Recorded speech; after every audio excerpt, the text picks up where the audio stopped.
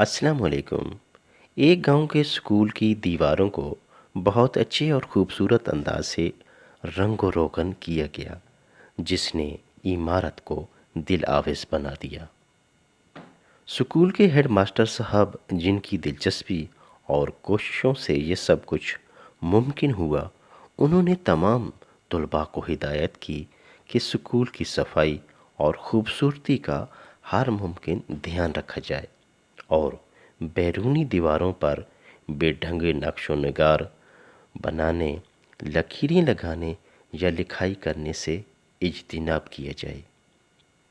اگلے دن ماسٹر صاحب جب اسکول پہنچے تو یہ دیکھ کر حیران رہ گئے کہ کسی بدتمیز نے اسکول کی ساری بیرونی دیواروں کو انتہائی بے دردی سے کالے رنگ کے پینٹ کے ساتھ خرافات لکھ کر اور گندی تصاویر بنا کر بری طرح خراب کر ڈالا ہے۔ اس صورتحال نے ماسٹر صاحب کو بہت طیش دلایا اور انہوں نے تمام بچوں کو اکٹھا کر کے اس اوچھی حرکت کے بارے تفتیش کی، لیکن کامیاب بھی نہ ہو سکی۔ انہوں نے پی ٹی ماسٹر کو یہ ٹاسک سونپ دیا کہ معاملے کی چھان بین کی جائے اور اس طالب علم کا پتہ لگایا جائے جس نے واضح ہدایات کے باوجود یہ گندی حرکت کی ہے۔ پی ٹی ماسٹر نے تحقیقات کا دائرہ وسیع کرتے ہوئے چوکیدار کو بھی شامل تفتیش کر لیا۔ حاضر و غائب کا ریکارڈ دیکھنے اور بچوں سے پوچھ گچھ کے بعد بالآخر ایک لڑکے کے بارے میں پتہ چل گیا جس نے یہ حرکت کی تھی۔ ماسٹر صاحب کو بتایا گیا تو انہوں نے فوری طور پر اس لڑکے کے والد کو فون کر کے صورتحال بتائی اور کہا کہ کل بچے کے ساتھ اسکول تشریف لائیں۔ دوسرے دن جب لڑکے کا باپ اسکول آیا تو ماسٹر صاحب نے اسے خراب اور گندی دیواریں دکھائیں۔ باپ نے بیٹے کو بلایا اور بڑے دھیمے لہجے میں اس سے تصدیق کی۔ لڑکے نے اعتراف کیا تو والد نے وہاں بیٹھے بیٹھے ایک رنگ ساز کو فون کر کے بلایا، دیواروں کو پہلے جیسا رنگ کرنے کی بات کی۔ ماسٹر صاحب سے اپنے بیٹے کے رویے کی معافی مانگی، اجازت لے کر اٹھا اور اپنے بیٹے کے سر پر شفقت سے پیار کیا۔ دھیمی سی آواز میں اسے کہا، بیٹے، اگر میرا سر اونچا نہیں کر سکتے تو کوئی ایسا کام تو نہ کرو جس سے میرا سر نیچے ہو۔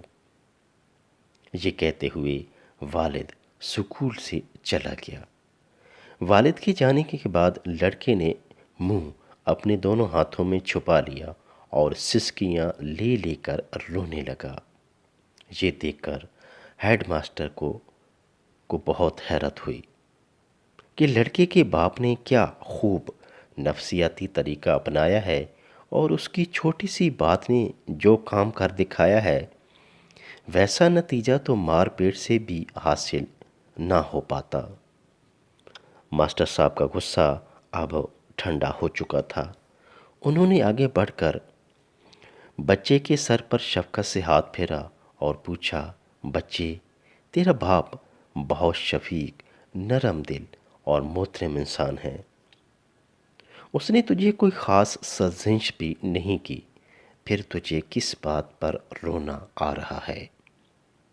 لڑکے نے شرمندگی سے سر جھکا لیا اور مؤدبانہ ہو کر کہنے لگا، سر، اسی بات پہ تو رونا آ رہا ہے کہ کاش میرا والد مجھے مارتا اور سزا دیتا، مگر ایسی بات نہ کہتا کہ جس نے جھنجھوڑ کر رکھ دیے ہے۔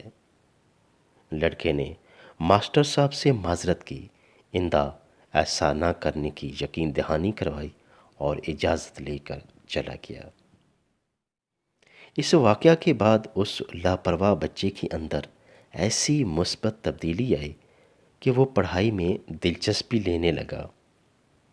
اس نے اسکول میں اعلیٰ کارکردگی دکھائی، ہر کلاس میں ٹاپ کیا اور والد کا سر فخر سے بلند کر دیا۔ کسی نے سچ کہا ہے کہ اولاد کو پیار، محبت اور شفقت سے سمجھانا چاہیے، نہ کہ ڈنڈے یا گالم گلوچ سے۔ باپ کا غصہ اور بے جا سختی اولاد کو ڈھیٹ اور ضدی بنا دیتا ہے۔ اس لیے بچوں سے دوستانہ تعلقات رکھیں اور ان کی اچھی تربیت کریں۔